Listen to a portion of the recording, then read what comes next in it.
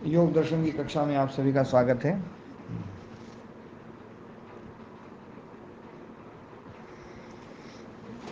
अपना जो सूत्र चल रहा था, क्षण तत्व क्रमयो संयमात विवेकजम ज्ञानम।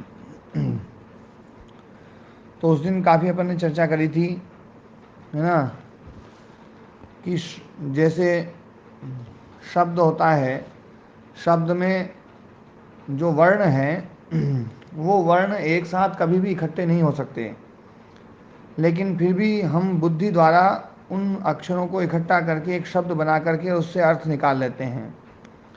तो वो ना शब्द जो है एक बौद्धिक पदार्थ है।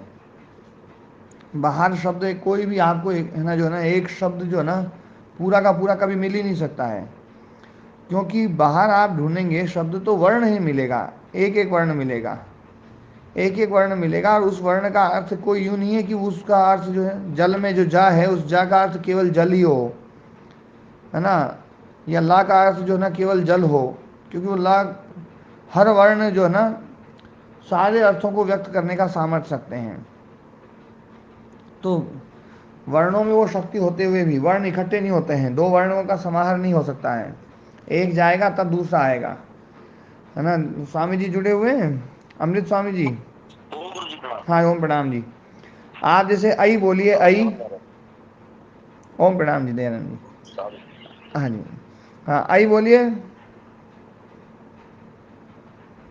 अमृत स्वामी जी, आई बोलिए, आई। आई स्वामी जी आई। आई। अब इसमें क्या है, दो वर्णों का संयोग होकर के आई वर्ण आई बनता है ना।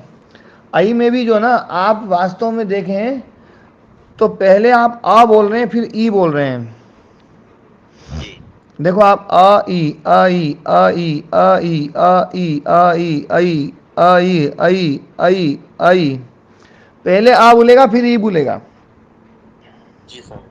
ऐसा नहीं हो सकता कि दोनों एक साथ बोल दो, ऐसा नहीं हो सकता कि पहले ई बोलो फिर आ बोलो। ई आ ई आ ई आ ई आ ई आ ई आ इकट्ठा बोलते ही आ बोलेगा। आ जी और ई बोलेंगे तो आई बोलेगा। इकट्ठा बोल के देख लो, आई आई आई आई आई आई आई आई आई आई आई आई आई आई आई आई। तो है ना, जो है वर्णों में एक क्रम है, एक वर्ण जाएगा तब दूसरा आएगा, दूसरा जाएगा तब तीसरा आएगा, तीसरा जाएगा जब चौथा आएगा। एक साथ कभी नहीं बोल सकता है। यदि एक साथ बोलता होता, दो वर्ण एक साथ बोलते, तो पहला और दूसरा एक साथ बोल रहा है तो पहला और तीसरा भी एक साथ बोलता, फिर पहला और चौथा भी एक साथ बोलता, फिर पहला और पांचवा भी एक साथ बोलता, फिर पहला और छठा भी एक साथ बोलता। तो हमने जो वाक्य शुरू किया है कि राम भोजन करता है, तो हे में ए तक जो है ना रा और ए एक साथ ही बोलता पूरा। पर क्या ऐसा संभव नहीं स्वामी। है ना। जब दो वर्ण इकट्ठे हो सकते हैं तो दूसरा और तीसरा भी इकट्ठा होगा, और एक और दो तो पहले ही इकट्ठा था, तो दूसरा तीसरा भी इकट्ठा हो गया, तीसरा और चौथा भी इकट्ठा हो गया, तीसरा चौथा और पांचवा भी इकट्ठा हो गया, पहले वाले सब इकट्ठे हैं ही। तो पूरा का पूरा वाक्य एक वर्ण में निकल जाएगा फिर तो। पर ऐसा होता नहीं है ना। जी स्वामी। हाँ, इसका मतलब है कि वर्ण क्रम से निकलते हैं, ऐसे ही क्षण भी क्रम से निकलेंगे।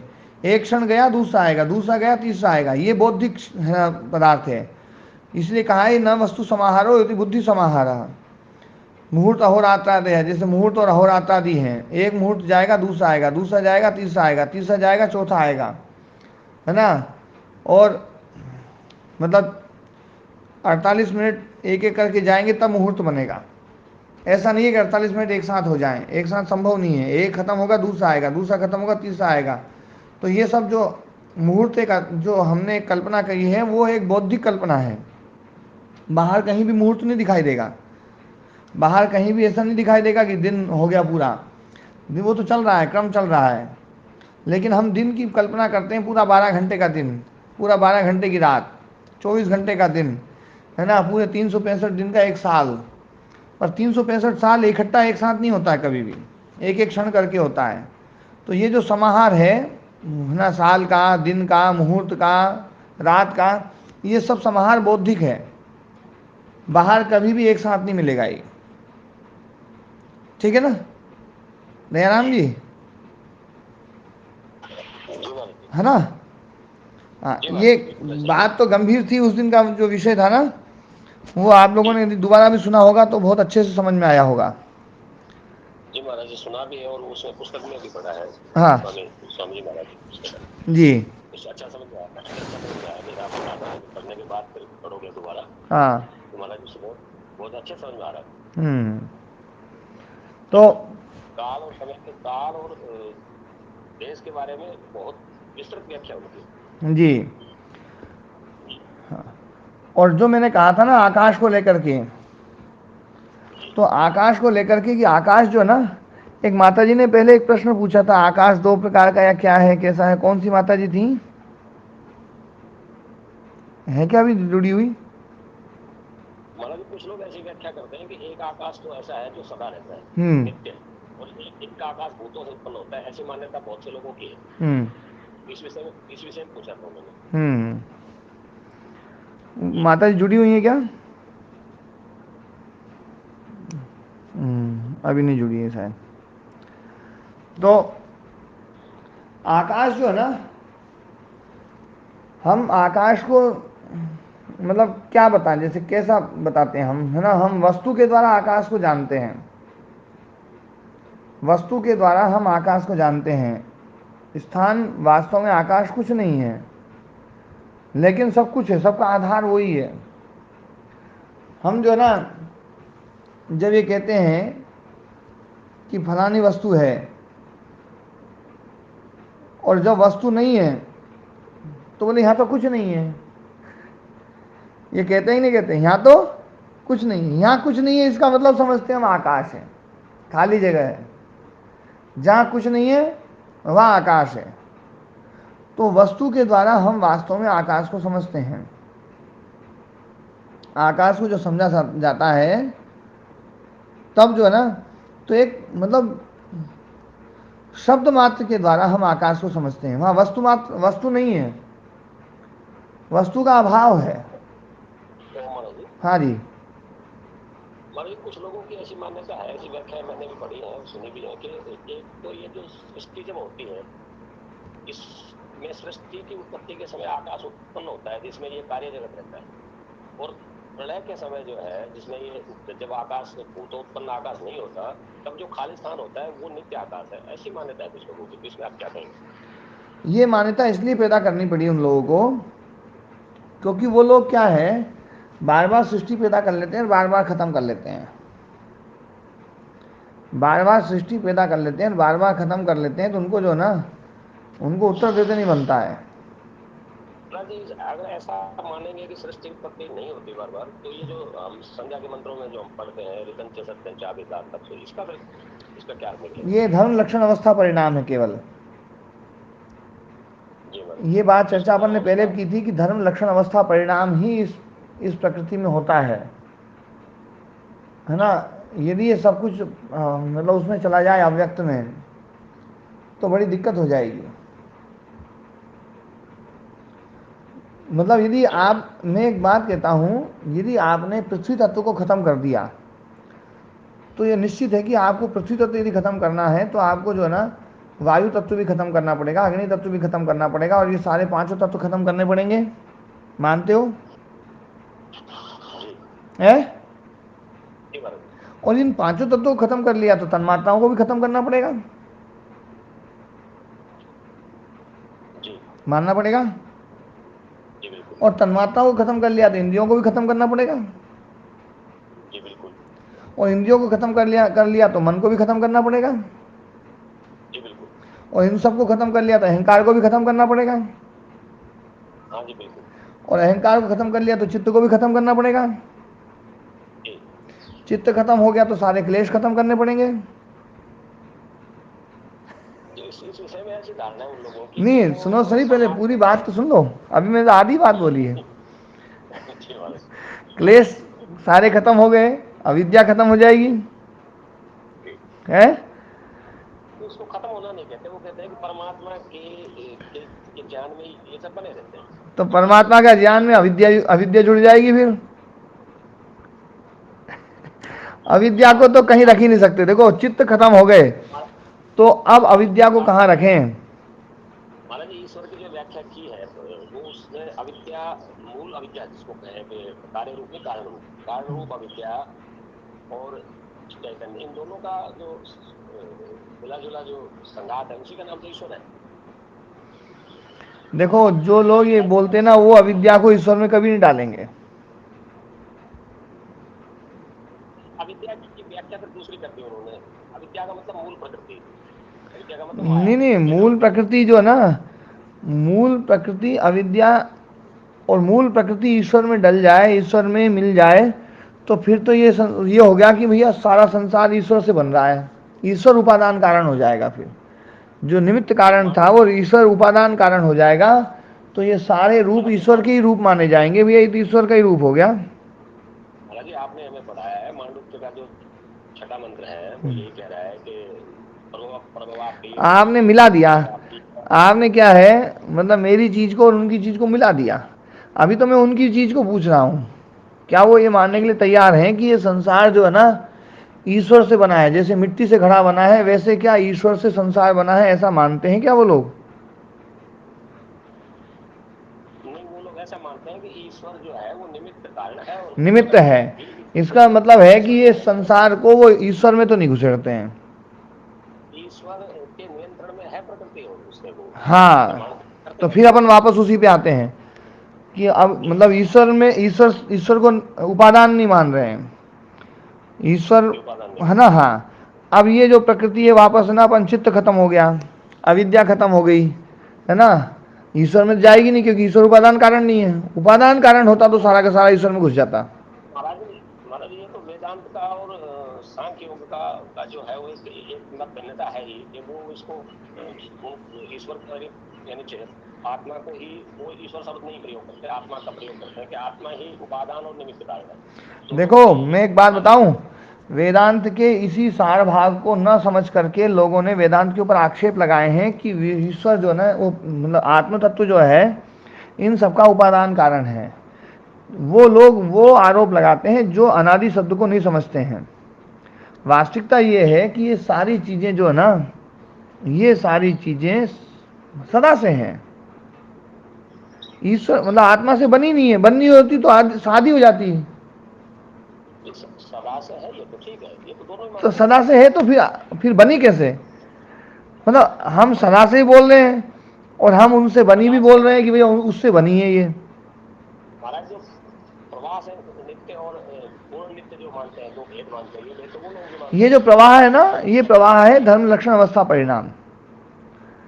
प्रवाह जो है वो धर्म लक्षण अवस्था परिणाम है, ये बात समझने की कोशिश करें। हमारे ओएन शर्मा जी जुड़े क्या, उनका ना शर्मा जी, मैंने उनको अभी भेजी, वो मैं भूल गया उनको बोलना।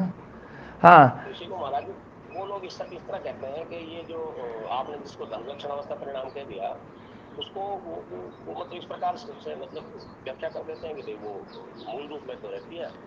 नहीं देखो क्या है, मैं एक बात कह रहा हूँ, देखो दयाराम जी, ऐसी तो चर्चा करने से कुछ भी नहीं मिलेगा। अपन तो एक चीज पर लेकर के टिके कि भैया देखो, है ना, सारी चीजें मिटती मिटती मिटती मिटती चित्त में आ गई, अब चित्त कहाँ जाएगा? यूँ बताओ मुझे। या तो चित्त उपादान कारण परमात्मा है तो परमात्मा में डाल दें, या चित्त का उपादान कारण है ना अविद्या है तो अविद्या में डाल दें, या चित्त का उपादान कारण कुछ और है तो उसमें डाल दें। महाराज क्या ऐसा संभव नहीं है कि कोई वस्तु, जैसे मान लीजिए मैंने मिट्टी से घड़े का निर्माण किया, हाँ, मैं निमित्त कारण हूँ और मिट्टी उसका उपादान कारण है, फिर जब वो मिट्टी जब दोबारा घड़े से मिट्टी बन जाए तो क्या मैं उसको अपने नियंत्रण में दोबारा से नहीं रखता?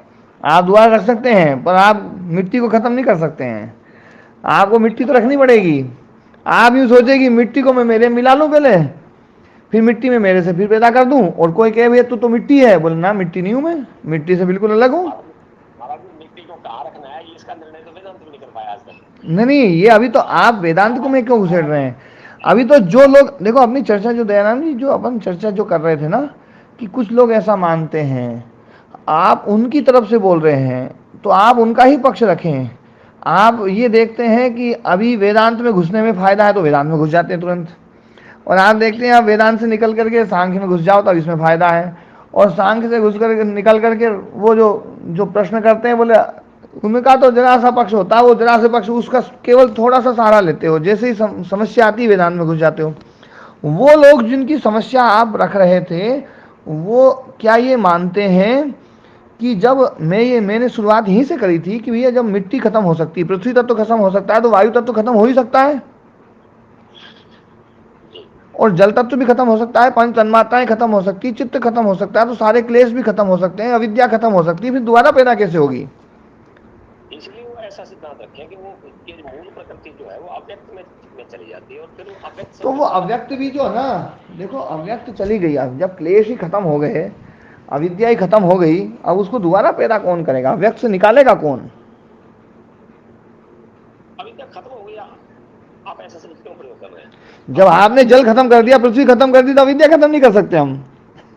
के रूप में मतलब आप, तो आप ये मानते हैं भैया अविद्या बनी रहती है? यूं बता दो कि प्रलय में अविद्या बनी रहेगी। प्रलय में अविद्या बनी रहेगी कारण रूप में।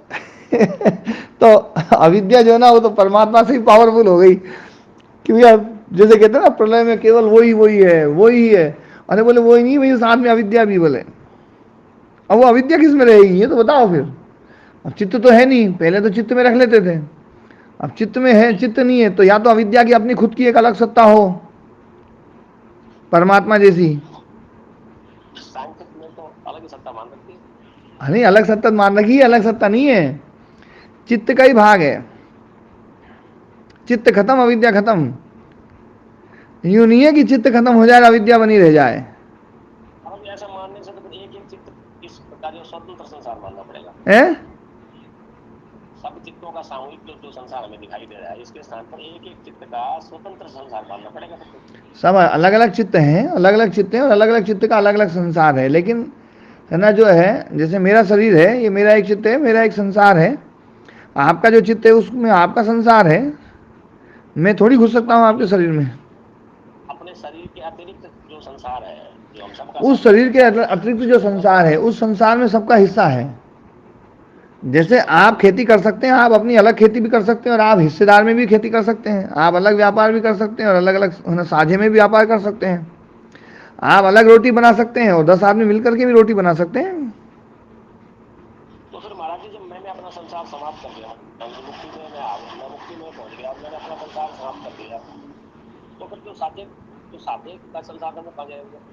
जो केवल आपका था वो अव्यक्त में चला जाएगा, और जो साझे का है उसके लिए कहा गया है कि वो आपके लिए तो है ना, जो ना नष्ट ही हो गया है ना, पर नष्टम अभी अनष्टम तद अन्य साधारणत्वात्, अन्यों के लिए वो काम का है, इसलिए वो आपके लिए नष्ट होता है, हो गया है, लेकिन दूसरों के लिए नष्ट नहीं हुआ है। मतलब रोटी बन रही है 10 आदमियों की, 10 आदमियों की रोटी बन रही है, एक आदमी को कुछ कारण से कोई ऐसी समस्या आ गई, कोई बीमारी आ गई, तो उसको बोले यार मेरे को भूख नहीं है, मैं तो नहीं खाऊंगा, तो 9 तो खाएंगे। तो ठीक है, उदाहरण तो अच्छा है, लेकिन ये बात समझ में नहीं आती महाराज जी, फिर ये कैसे करें इसको? नहीं, इसमें तो बिल्कुल समझ में आ नहीं दयानंद, इसमें तो जो है ना कोई। महाराज जी, एक साझे का संसार आपने अलग से बना दिया, और फिर व्यक्तिगत संसार भी बना दिया, तो साझे वाला संसार पर ये तो व्यक्तिगत जो संसार है वो तो एक चित्त के संसार है, तो जो साझे का संसार है फिर वो किसका है? वो सभी चित्तों का है। जो देखो मैंने एक बात बताई थी, इंद्रियों तक, इंद्रियों तक जो है ना ये व्यक्तिगत है, क्योंकि आम की इंद्रियां अलग है, मेरी इंद्रिय अलग है, सबकी इंद्रिय अलग है, सबके पास में अपनी अपनी स्वतंत्र है। उसके बाद में जो पंच तन्मात्राएं और पंच महाभूत हैं, ये सबके साझे के भी हैं। आपका जो शरीर है, इसमें जो पंच महाभूत हैं, ये पंच महाभूत आप पैदा करके लाए हैं या इसी में से संसार में से ले लिए हैं? अभी तक तो समझ में यही आ रहा है कि वो, क्योंकि सबका कारण चित्त ही बताया जा रहा है, ना ना, बताते हैं हमको। सब साझे में से लिया है आपने। ये धरती से अन्न उगा करके उसी में से ले लेते हो, उसी में से जो ना बढ़ा लेते हो, और जब जाओगे तो इस शरीर को वापस यहीं छोड़ जाओगे, खाद मिट्टी बन जाएगा, और वो वापस दूसरे उस साझे में फिर सम्मिलित हो जाएगा। इसमें तो कोई दिक्कत ही नहीं है, और ये चीज तो अपन ने पहले खूब चर्चा कर ली थी इस पे तो। नहीं, मैं शायद उस समय तो उपस्थित नहीं था, हम्म मैं इसको समझ नहीं पाया। ठीक है, हाँ नहीं, पर ये जो ना देखो क्या है, जो दर्शनकार ये कह रहे हैं, जिस प्रकार की प्रलय की कल्पना हम करते हैं उस प्रकार की प्रलय की कल्पना ये दर्शन कभी भी नहीं कहेगा। ये दर्शनकार तो 23 तत्वों को मानता है कि 23 तत्व है, ये मूल है ये। और ये जो मूल है 23 तत्व, इन तत्वों में अब जो भी परिणाम होगा वो एक नया तत्व नहीं बनेगा, वो धर्म लक्षण अवस्था परिणाम होगा। और धर्म लक्षण अवस्था परिणाम होते रहेंगे और होते रहेंगे। और ये जो कोई भी चीज़ है, मान लीजिए ये धरती जो है ना, यदि मिट गई तो ये धरती पृथ्वी तत्व नहीं है, पृथ्वी तत्व से बनी हुई है। पृथ्वी तत्व का धर्म लक्षण अवस्था परिणाम है। ये मिट करके पृथ्वी तत्व, इसमें जो जल है, जल अग्नि है, वायु है, जो भी तत्व हैं वो रह जाएंगे और फिर से पृथ्वी बन जाएगी। ये कल्पना ही सबसे श्रेष्ठ कल्पना है। यदि आप इनको मिटा मिटा करके अव्यक्त में डाल देंगे तो वो कल्पना बड़ी क्लिष्ट कल्पना हो जाएगी। और वो जो चीज़ थी ना, वो कल्पना क्यों कर ली गई, वो मैं वो भी बताता हूँ कि जब समाप्ति होती है तो समाप्ति की जो प्रोसेसिंग है, उस समाप्ति की प्रोसेसिंग के कारण से ये कहा गया है कि इसका कारण ये है, इसका कारण ये है, इसका कारण ये है। तो समाप्ति की प्रोसेसिंग को देख करके इन्होंने शुरुआत की प्रोसेसिंग कर ली, क्योंकि अनादि को समझा नहीं गया। अनादि का मतलब है कि अनादि प्रोसेसिंग नहीं है। हाँ जी, आदि प्रोसेसिंग नहीं है जी। सांख्य का जो सूत्र है जिसमें 25 तत्व बताए हैं, इसमें सिर्फ एक तो पुरुष तत्व है और 23 कार्य और 1 कारण। हाँ जी, 24 तत्व बताए, 24 तत्व बताए वहाँ। तो मूल प्रकृति से वहाँ सीधी उत्पत्ति बताई है वहाँ। ऐसा जैसे आप लोग कहते हैं, हम ऐसा मैंने और भी किसी को देखा है, कहा है लोगों ने, अच्छे लोगों ने, समझदार लोगों ने, कि भाई ये उत्पत्ति का कर्म नहीं है, ये प्रलय का कर्म समझाने के लिए। तो ऐसा क्यों किया कि प्रलय का कर्म समझाने के लिए सीधा उत्पत्ति के शब्दों का प्रयोग किया? देखो एक बात है, अपन ने ये भी चर्चा करी थी दयाराम जी, और ये चर्चा इसमें भी कई बार आई है कि ये जो गुण हैं, तीनों गुण, ये तीनों गुण अलग रह ही नहीं सकते। ये किसी न किसी पदार्थ में ही दिखाई देंगे। वहाँ जो साम्य अवस्था की है, साम्य अवस्था का मतलब क्या है? साम्य अवस्था का मतलब तीनों की अनुपात समान है, या तो ऐसा क्या? यही गड़बड़ होता है साम्य अवस्था का ना। साम्य मतलब साधारण, साम्य मतलब है ना, समान, समान धर्म। साम्य और सम और समान एक ही चीज है।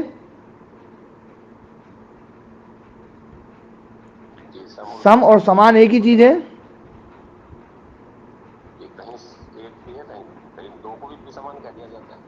नहीं, सम शब्द का अर्थ और समान शब्द का अर्थ, ये दोनों भाई सम है या दोनों भाई समान है, एक ही अर्थ निकलेगा ना, है ना। तो सम और समान, समान जो है ना, अब ये साम्य धर्म है ना, साम्यता, आप इसको कहो कि सत्व रजस तम साम साम्य अवस्था। साम्य अवस्था मतलब समान अवस्था, समान अवस्था मतलब साधारण धर्म। इनका जो साधारण धर्म है, इनकी जो समानता है, वो जो साधारण धर्म है वो मूल प्रकृति है। आप हर पदार्थ में देखो एक साम्य अवस्था मिलेगी, एक साधारण धर्म मिलेगा। सत्व रजस तमस जो साधारण धर्म है, गाय में मिलेगा, भैंस में मिलेगा, कुत्ते में मिलेगा, बकरी में मिलेगा, ईंट में मिलेगा, पृथ्वी में ना, शीशे में मिलेगा, अलमारी में मिलेगा, फ्रिज में मिलेगा, कूलर में मिलेगा, पंखे में मिलेगा, पुस्तक में मिलेगा, मोबाइल में मिलेगा, आप में मिलेगा, मुझ में मिलेगा, यहाँ जितने जुड़े हुए हैं सब में मिलेगा, सीए साहब में मिलेगा, सब में है वो समान धर्म है, वो है साम्य अवस्था, वो है मूल प्रकृति। ये जो साम्य अवस्था है ना, ये मूल प्रकृति है, ऐसा नहीं है।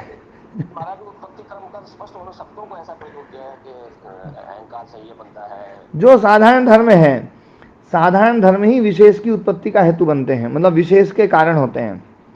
विशेष जो गौ है ना, जो गौ सामान्य, वो गौ सामान्य धर्म है, जो गौत्व है वो उसमें व्याप्त रहेगा, हटा नहीं सकते आप उसको। और उस गोत्व में ही विशेष धर्म पैदा होते हैं।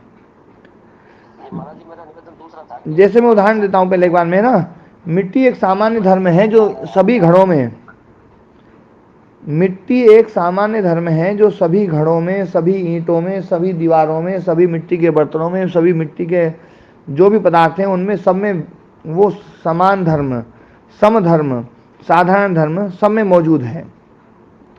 और उसी मिट्टी से ही सारे विशेष जो है ना वो पैदा हो रहे हैं, क्योंकि विशेष जो है ना, क्योंकि हमारा जो है ना सत्कार्यवाद है।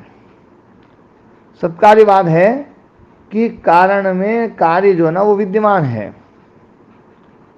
तो कारण में कार्य विद्यमान होने के कारण से सारे जो विशेष रूप हैं वो उसमें विद्यमान हैं, लेकिन विशेष रूप अभिव्यक्त होने पर सामान्य धर्म चला नहीं जाता है, सामान्य धर्म मौजूद रहता है। तो जो सामान्य धर्म मौजूद रहेगा, मिट्टी का जो सामान्य धर्म है, मिट्टी से बने हुए सब पदार्थों में जरूर मौजूद रहेगा, पर जो विशेष विशेष धर्म है वो वहीं वहीं रहेंगे, दूसरी जगह नहीं रहेगा। जैसे घट में जो एक मिट्टी का सामान्य धर्म है वो का वही है जो है ना ईंट में है या नहीं है? और नहीं, अभी मैं वो बताता हूँ, पहले अभी इस चीज को समझ लो, क्योंकि वो समझ में नहीं आएगी ना तो फिर अपन भटक जाएंगे कि सामान्य धर्म क्या है, साम्य अवस्था क्या है। तो मिट्टी की एक साम्य अवस्था है जो सब जगह मौजूद है, और मिट्टी का एक विशेष धर्म है जो घट में अलग है, ईंट में अलग है, सौकर्य में अलग है, चूर्ण में अलग है, पिंड में अलग है, किसी मूर्ति में अलग है, किसी दीवार में अलग है। सब जगह विशेष धर्म अलग अलग है, लेकिन उन विशेष धर्मों से युक्त सारे पदार्थों में एक समान धर्म है, साम्य अवस्था है। वो साम्य अवस्था ही मूल है, वो मिट्टी है। ऐसे ही सत्व रजस तमस जो है ये एक सामान्य धर्म है, साम्य धर्म है। आप इनको कभी भी अलग अलग नहीं कर सकते हैं। इनको आप तीनों धर्मों को अलग अलग कर लें ये संभव नहीं है, क्योंकि तीनों धर्म यदि अलग अलग हो जाएं तो ये संसार कोई नहीं बना सकता, परमात्मा भी नहीं बना सकता, कोई नहीं बना सकता।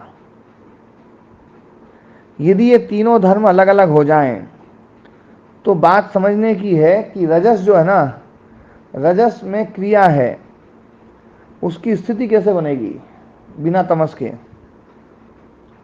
और सत्व केवल ज्ञान मात्र है, बिना क्रिया का रहेगा तो वो जो सत्व है उस सत्व में फिर विकृति कैसे पैदा होगी।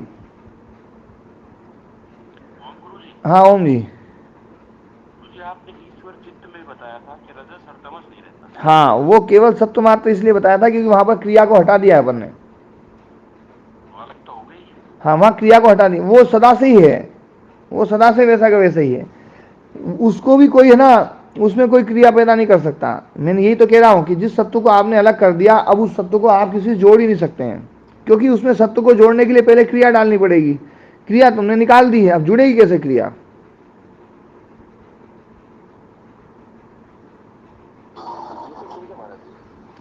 सत्व रजस और तमस ये अपन ये मानते हैं कि तीन अलग अलग परमाणु जो है ना, ये परमाणु तीनों अलग अलग हैं और तीनों के अलग अलग लोंदे बन जाएंगे, और है ना उस वो जो है ना जो मूल प्रकृति जब प्रलय काल रहेगा तो तीनों के लोंदे अलग अलग रहेंगे। तो लोंदे रहेंगे वो भी तो कुछ तो रहेगा, वो खत्म तो नहीं हुए।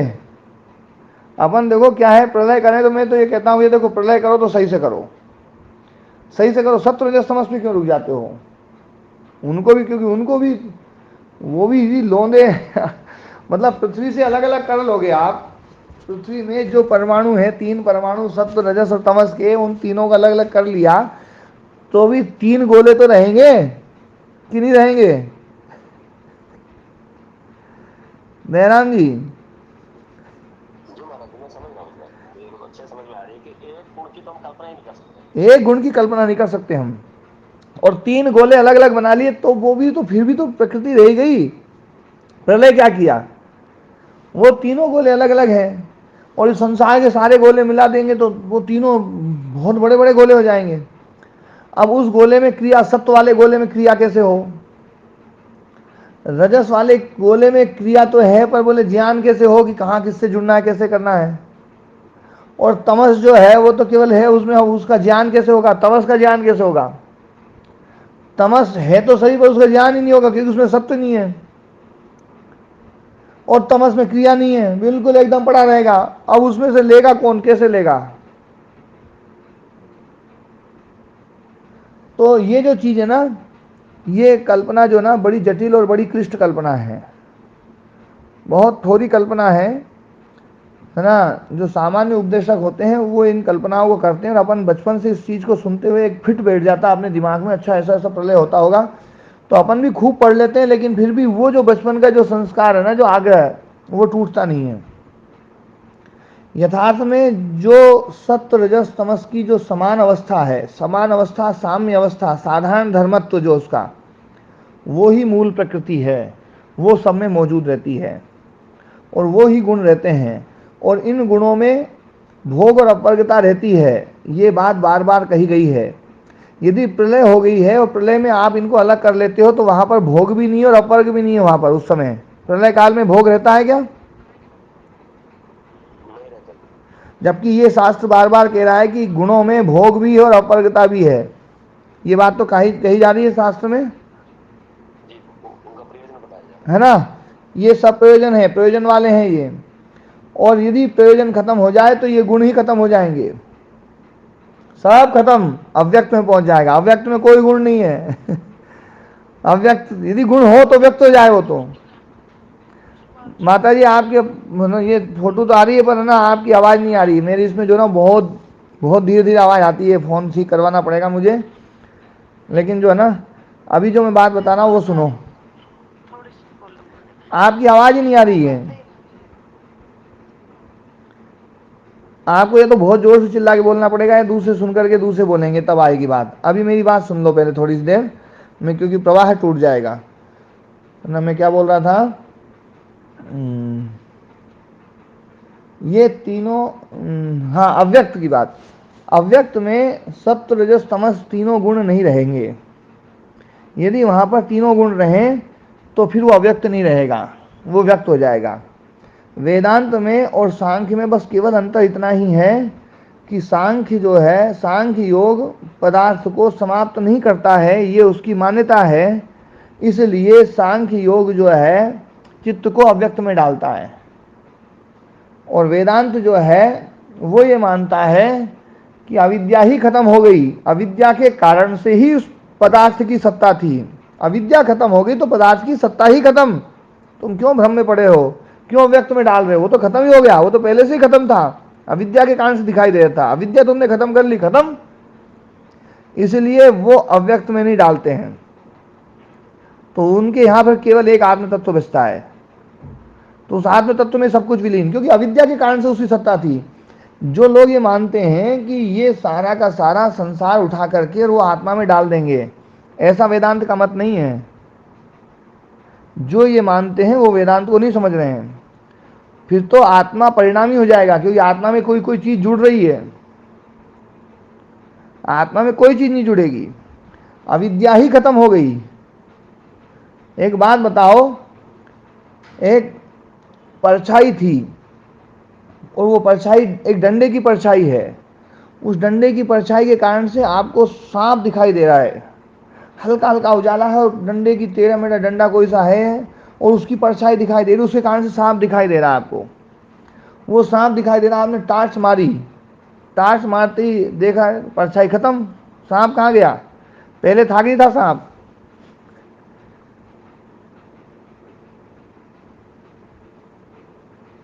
हाँ जी दयाराम जी। जी महाराज, वो तो ठीक है, वो उदाहरण तो आपने बिल्कुल ठीक दिया। सांप तो था ही नहीं, पहले भी नहीं था।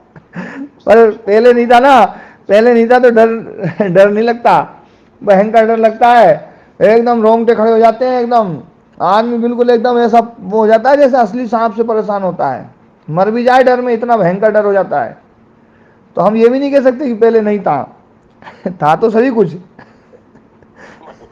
उसका परिणाम तो था। था तो कुछ।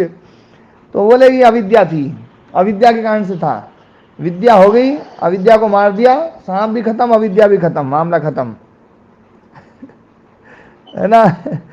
तो वेदांत की जो मान्यता है ना वो ये है, वेदांत ये नहीं है कि सारे संसार को घुसेड़ करके ब्रह्म में डाल दे, तो ऐसे तो ब्रह्म थोड़ा थोड़ा मोटा होता जाएगा, ब्रह्म तो पहले से ही खूब मोटा है, ब्रह्म को किसी की जरूरत ही नहीं है अच्छा, मैं थोड़ी सी हंसी मजाक करते करते समझाता हूँ, आप लोग यूँ समझना कि यार महाराज जी जो है ना थोड़ा सा महाराज जी, वहाँ उपनिषद में ऐसा आता है, बृहदारण्यक उपनिषद में गार्गी जब पूछती है कि ये सारा संसार कहाँ रहता है, तो वो अंत में जाते जाते कहते हैं कि अव्यक्त में रहता है। हाँ फिर अव्यक्त को फिर कहते हैं कि अव्यक्त कहाँ रहता है, अव्यक्त का आश्रय को आश्रय बोल रहे हैं, किसका आश्रय क्या है, अव्यक्त का आश्रय क्या है, तो वो कहते हैं अव्यक्त का आश्रय अक्षर है।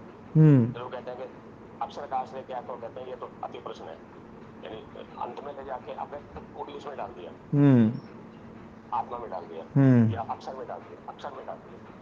देखो अक्षर का जो 3 रूप है ना, जो अक्षर के हम 4 रूप में से चौथा ही रूप लेते हैं, जब भी लेते हैं, जब भी इस है ना संसार को डाला जाएगा अक्षर में, तो आप ये मत सोचना कि चौथे वाले रूप में डाला जाएगा। फिर महाराज कैसे समझे? 3 रूप और भी हैं अक्षर के, थोड़ा बताएंगे? हाँ, जो मांडू की उपनिषद में बताया ना अक्षर के 4 रूप, वो तो 4 अवस्था नहीं बताई ना, जो 4 रूप है वही अवस्था है उसकी, वो अक्षर की अवस्था है। तो उसको हम उसमें जब भी हम डालते हैं तो उसमें चौथे में डालते हैं। चौथे में क्यों डालो भैया, पहले में डाल लो ना उसको। नई बात बता दीजिए, इसका तो विचार करना पड़ेगा बहुत। हाँ, वो भी तो अक्षर ही है, वो भी अक्षर का ही अक्षर की अवस्था है, वो अविद्या रूप ही है वो। तो अविद्या अविद्या में डली रह जाएगी, अविद्या खत्म, मामला खत्म, वो अक्षर में, अक्षर से बाहर नहीं गई वो। वहाँ महाराज स्थान शब्द का प्रयोग भी किया गया है, और उसको वहाँ एक शब्द और भी प्रयोग किया गया है कि अवस्था और स्थान। अवस्था शब्द से भी कहते हैं और स्थान शब्द से भी कहते हैं। वो सारे जो कुछ भी हो ना, देखो हम जो है अक्षर जैसे ही बोलते हैं वैसे ही अक्षर का हमें चौथा रूप याद आता है। कोई कोई से जो है ना तीसरे रूप वाले भी आ जाते हैं। याद नहीं आता महाराज जी, मैंने तो आज तक मान ही चौथे को रखा था। हाँ, चौथे को मान रखा, लेकिन अक्षर के 4 रूप हैं। अब इसमें पहले में डाला करो, जब भी कोई चीज ऐसी डालनी पड़े ना तो पहले में डाल लिया करो, है ना। कोई दिक्कत नहीं होगी। हाँ जी, तो अब जो है ना बात चल रही थी, जो आकाश है, आकाश जो है ना ऐसा मूर्त रूप वाला नहीं है, लेकिन फिर भी आकाश सबका आधार है। आकाश न हो तो इस संसार में न तो कोई क्रिया होगी और न इस संसार में कोई शब्द होगा और न इस संसार में कोई परिणाम होगा। शब्द, परिणाम, क्रिया का आधार आकाश है, लेकिन आप आकाश को कोई ऐसा नहीं कह सकते कि आकाश जो ना कि देखो ये वस्तु है। जब अपन कहते हैं भी हाँ यहाँ कुछ नहीं है, समझ लो आकाश है। जहां कुछ नहीं है वहां आकाश है। ऐसे ही काल भी जो है ना, काल को बताया सबका आधार है, क्योंकि काल ना हो तो परिणाम नहीं होगा। परिणाम के द्वारा हम काल को वो करते हैं, काल के द्वारा परिणाम है। तो काल जो ना, जो साक्षात दिखाई दे रहा है, सब वस्तुओं में परिणाम दिखाई दे रहा है, उसका आधार काल को माना गया है। कोई भी वस्तु है उसका आधार काल को माना गया है। हम ये कहते हैं पुस्तक है, तो पुस्तक है मतलब पुस्तक वर्तमान कालिक है। आपके दिमाग में तत्काल आ जाएगा पुस्तक है, और पुस्तक नहीं है या पुस्तक खत्म, तो बोले पुस्तक खत्म, बोले पुस्तक भूतकाल में पहुंच गई। तो भूतकाल में जो पुस्तक है ही नहीं, उसके द्वारा तुम भूतकाल की कल्पना कैसे कर सकते हो। तो ये जो भूतकाल है और भविष्यत काल है, ये केवल कल्पना मात्र है। जो वर्तमान काल है वो ही है, और वो जो है वो सबका आधार है। हर वस्तु का आधार वही है। हम उसी के द्वारा आधार बना करके ही सब प्रयोग करते हैं। राम है, श्याम है, बालक है, मेरा मकान है, मेरा शरीर है, मेरी गाड़ी है, मेरे घोड़े हैं, मेरे बंगले हैं, मेरे ये हैं, वो हैं, सब जितने भी जो है ना, जो भी है सब उसका सबका आधार काल है। इसलिए इस काल को जो है ब्रह्म की कला कहा गया है। ये ब्रह्म की कला है, और इस कला को जिसने समझ लिया, इस कला को, इस क्षण को जिसने समझ लिया, तो क्षण के द्वारा जो परिणाम है उस परिणाम को समझ सकता है व्यक्ति, और इस क्षण के द्वारा क्षण भंगुरता को समझ सकता है व्यक्ति, और क्षण भंगुरता के द्वारा वैराग्य को पैदा कर सकता है व्यक्ति, और वैराग्य के द्वारा मुक्त हो सकता है आत्मा, है ना, मतलब जीवात्मा, व्यक्ति जो है ना योगी, वो मुक्त हो सकता है। यही बात यहाँ कही जा रही है। ये जो विवेकजम ज्ञानम जो है ना पैदा होगा ना, ये क्षण और उसके क्रम का संयम करने से। अब इसका सूत्र हम पढ़ते हैं, इस सूत्र को पढ़ करके इस सूत्र को, क्योंकि समय थोड़ा बचा है, अब इसको थोड़ा सा फिर से जो ना, यथा अपकर्ष पर्यंतम द्रव्यम परमाणु, जैसे अपकर्ष पर्यंतम द्रव्यम, बिल्कुल अंतिम सीमा घटने की जो अंतिम सीमा है, वो द्रव्य जो है ना वो परमाणु कहा जाता है। सबसे छोटा द्रव्य, द्रव्य की सबसे छोटी इकाई की उससे ज़्यादा छोटा ना किया जा सके, जिसमें अवयव न बनाए जा सके। यदि अवयव बन जाए तो फिर तो और छोटा किया जा सकता है। जिसके अवयव ना किए जा सकें वो है परमाणु।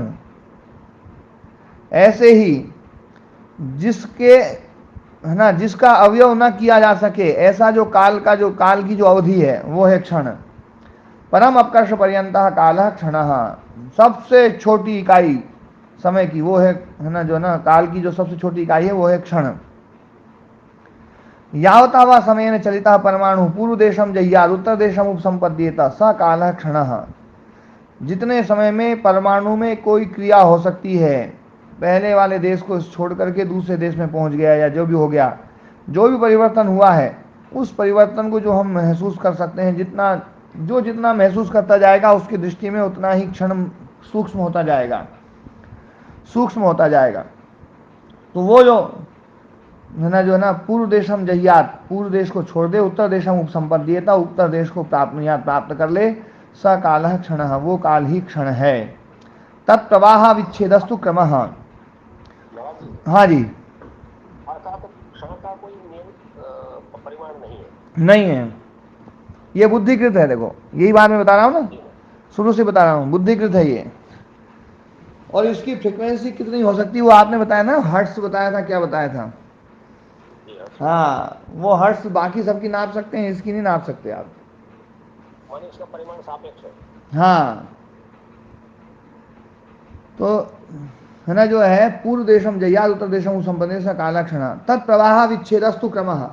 और उसका जो प्रवाह है, उस प्रवाह का जो अविच्छेद मतलब उसका निरंतरता, उसमें विच्छेद ना हो, वो खत्म ना हो, एक के बाद एक, एक के बाद एक, एक के बाद एक, एक के बाद एक चलता रहे। ध्यान रखना, दो क्षण एक साथ होंगे तो प्रवाह नहीं बनेगा, कोई क्रम नहीं बनेगा। एक के बाद एक आएगा तो ही क्रम बनेगा। बात समझ में आ रही है? स्पष्ट नहीं हो रही है। हाँ, क्या स्पष्ट नहीं हो रही वो बताओ। एक के बाद एक आएगा तो फिर क्रम बनेगा। क्रम क्या वस्तु है? क्रम जो है ना, उनकी निरंतरता, एक के बाद एक, एक के बाद एक, एक के बाद एक, एक के बाद एक, ये ही उसकी निरंतरता है। बीच में कुछ भी ना हो। हाँ, यदि दो एक साथ आ जाएं क्षण तो उन दोनों में क्रम नहीं रहेगा। यही बताना चाह रहे हैं कि क्रम उसी में संभव है जिसमें एक के बाद एक, एक के बाद एक के बाद एक आए।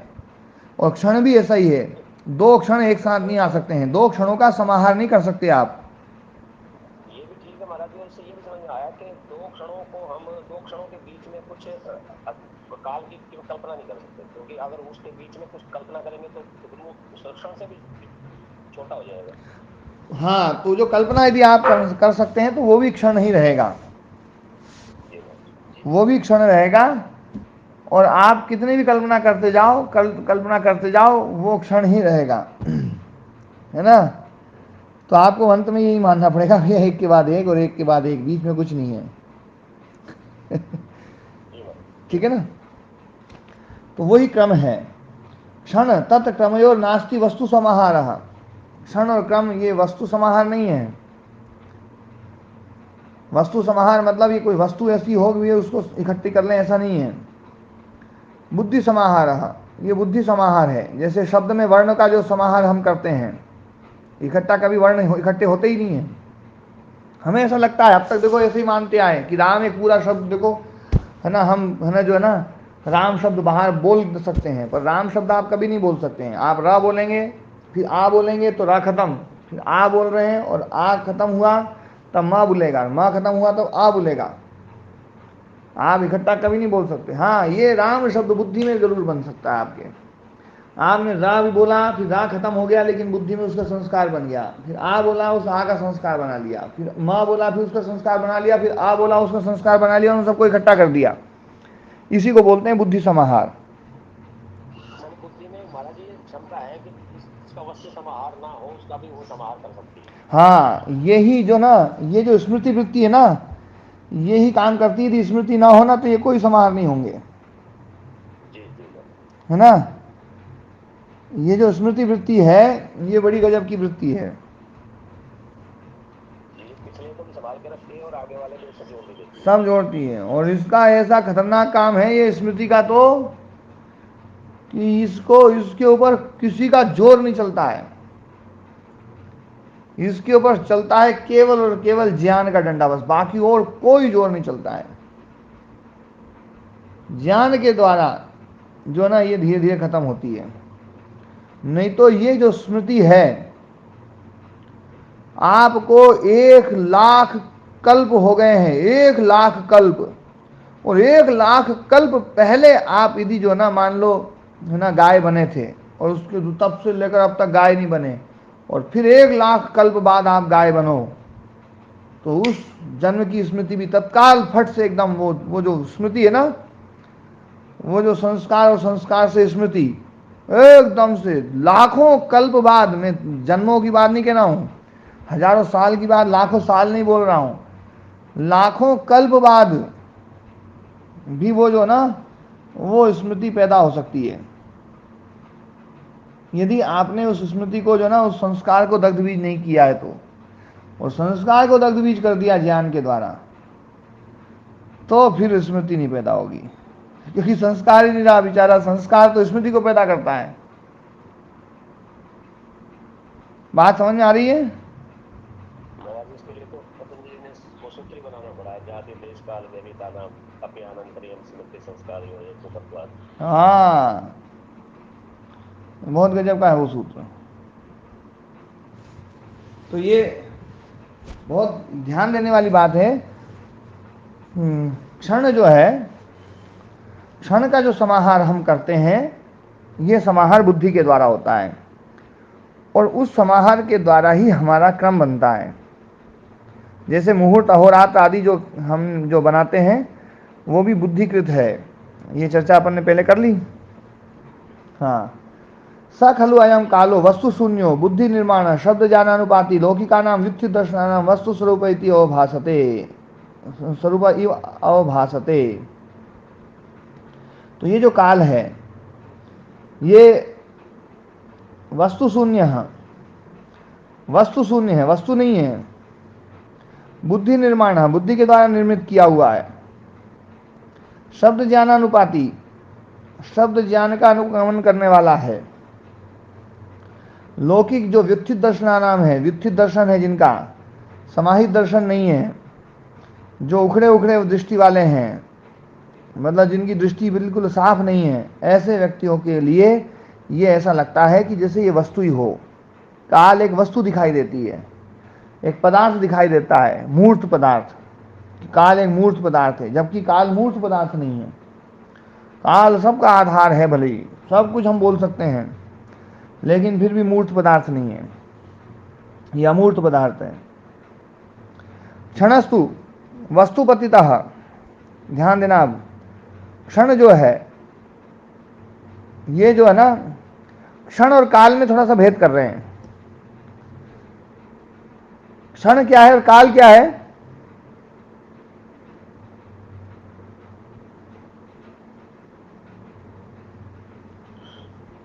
क्षण काल की इकाई है। हाँ, क्षण काल की इकाई है। काल को व्यापक मान लिया, मतलब भूत भविष्य वर्तमान तीनों मिलाकर के काल। और क्षण जो वर्तमान में जो चल रहा है केवल एक इकाई।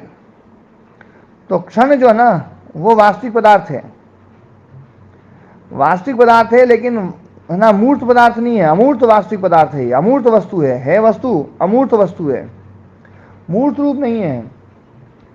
ये जो है ये कल्पना नहीं है, ये मूर्त रूप है, मतलब अमूर्त रूप है, वस्तु है। इसलिए कहा गया वस्तुपतितः।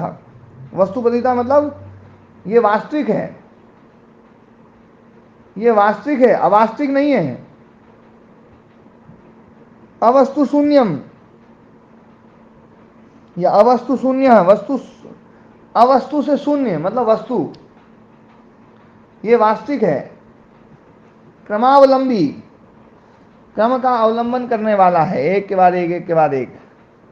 क्रमश्च क्षणांतर्यात्मा, और क्रम क्या है? क्षणों की जो अनंतर्य है, वो अनंतर्य रूप ही क्रम है। एक के बाद एक, एक के बाद एक। आंतर्य रूप, आत्मा मतलब स्वरूप, आंतर्य स्वरूप एक के बाद एक, अंतरता उसमें जो निरंतरता है, वही क्रम है। तम काल विदा काल इत्याचक्षते योगिनः, उसी को, उन्हीं क्रम को, क्षण को जो है कालविद जो ना काल कहते हैं। न च दो क्षणों सह भवता, दो क्षण एक साथ कभी हो नहीं सकते हैं। क्रमस्य न द्वयो सह भू असंभवात, और क्रम जो है दो साथ साथ होने वाले का नहीं हो सकता है। क्यों? क्योंकि असंभव है। क्रम तो आगे पीछे वाले का होता है, पहले एक हो फिर दूसरा हो तब क्रम होगा। एक साथ पैदा हो जाए तो उसमें क्या क्रम होगा? पूर्वस्माद उत्तर भाविनो यद अनंतरियम क्षण से सा क्रम, पूर्व वाले क्षण से जो उत्तर वाला क्षण जो पैदा हो रहा है, उसमें जो अनंतर्य है, जो निकटता है, एक के बाद सीधा दूसरा, वही क्रम है, सक्रम। तस्मात् वर्तमान एवं एका क्षणो, इसलिए वर्तमान एक ही क्षण है। न पूर्वोत्तर क्षणा संति, पूर्व वाला क्षण भी नहीं है, उत्तर वाला क्षण भी नहीं है, क्योंकि वो खत्म हो गया। एक साथ पैदा ही नहीं हो सकते, ये एक साथ पैदा नहीं हो सकते, इसलिए क्रम बनता है। और एक साथ पैदा नहीं हो सकते इसका मतलब एक ही क्षण रहेगा, और एक ही क्षण रहेगा तो सारे संसार को एक ही क्षण जो ना व्याप्त करता है, एक ही क्षण उसमें परिणाम डालता है। एक क्षण कितना अद्भुत है, देखो, एक क्षण पूरे संसार को, आप संसार की कल्पना करके देख लो, आप संसार की कल्पना में उसके अंत को नहीं पा पाएंगे। इस अनंत संसार को वो एक क्षण जो ना, मतलब जैसे दही को बिलोते हैं ना मशीन, ऐसे बिलो देता है। वो एक क्षण जो ना, वो काल जो ना, वो ऐसा कर देता है, और फिर बिल्कुल एकदम खत्म, दूसरा शुरू, दूसरा खत्म, तीसरा शुरू, तीसरा खत्म। तो वर्तमान क्षण ही है, तो क्षण है, केवल वर्तमान है, और इस सारे संसार को नचा रहा है। ये तो महाराज जी फिर बौद्धों की जो कल्पना है वो बौद्धों की तरफ नहीं जा रही चीज। अच्छा, हाँ, ये बौद्धों की तरफ नहीं जा रही है। बौद्धों की तरफ जो ना वो चीज जाती है कि वहां पर जो ना क्षण समाप्त नहीं होता है, संसार समाप्त होता है।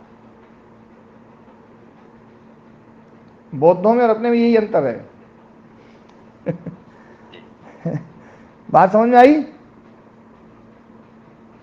कोशिश कर रहा हूँ समझने की। हाँ, नहीं, क्षण समाप्त होना और संसार समाप्त होना दोनों अलग अलग चीजें, एक ही चीज है। एक तरफ तो ये कह रहे हैं कि वर्तमान ही है, तो अर्थात एक क्षण ही है, जो क्षण वर्तमान है केवल वही है, बाकी की कोई सत्ता ही नहीं है, ऐसा ही बौद्ध कह रहे हैं। ना ना, बौद्ध तो ये कह रहे हैं कि जो ये दिखाई दे रहा है ना, ये सब इसी समय हुआ, खत्म, सारा संसार खत्म, दूसरे क्षण में दूसरा संसार पैदा होगा, और तीसरे क्षण में तीसरा संसार पैदा होगा, और चौथे क्षण में फिर चौथा संसार पैदा होगा, अलग होगा, ये खत्म हो गया है। तो वो हर क्षण नया नया चित्त लाते हैं। ये बात अपने यहाँ दर्शन में ये नहीं कही जा रही है। यहाँ काल का ही स्वरूप बताया जा रहा है। अभी काल के कारण से पदार्थ खत्म हो जाए, पदार्थ दूसरा दूसरा आए, ऐसा नहीं है। इस पदार्थ में परिणाम हो रहा है, बस ये परिणामी है कि चित्त नया नहीं बन गया है, चित्त परिणामी हो गया बस, है ना? यही मतलब अंतर है। तो हाँ जी नरेश जी, जैसा आनंद आप बताने में दिया है ना, वैसा हमको समझने में दिया है, समझ में तो आया है, वैसा आनंद जैसा आप ले रहे हैं। आपको ऐसा लग रहा है मैं बहुत आनंद में बता रहा हूँ? चलो, तो कम से कम मेरे जो इस आनंद को आप अनुभव कर रहे हैं ना, वही आनंद आएगा। यथार्थ में आएगा। जब ये पूरा समझ में आएगा ना, तब आनंद आएगा। और है ना, जो है ये अभी एक बहुत बड़े विद्वान हैं, उनके साथ में योग दर्शन का, क्योंकि वो पाठ जो देर हो जाती है ना, तो उनके साथ में मैं चर्चा करता हूँ। तो वो चर्चा करते हुए ये कहते हैं कि बोले आपके साथ में 100 बार व्यास भाष्य को जो ना, है ना, मतलब पढ़ना है 100 बार। तो वो भी बहुत विद्वान है, मैं उनको मेरे से ज्यादा विद्वान मानता हूँ, है ना। मुझे भी अपने चरणों में ले लो ऐसे ऐसा कोई अवसर हो तो मुझे भी अपने चरणों में ले लो, मुझे भी जोड़ लिया करो। हाँ, अभी एक बार इसको पढ़ेंगे ना पूरा, फिर उसके बाद फिर वो फिर जोड़ूंगा, और उनको साथ में लेंगे जो ना, बड़ा बहुत अच्छे वो है, बड़ा अच्छी चर्चा होती है। और होगा बीच में कुछ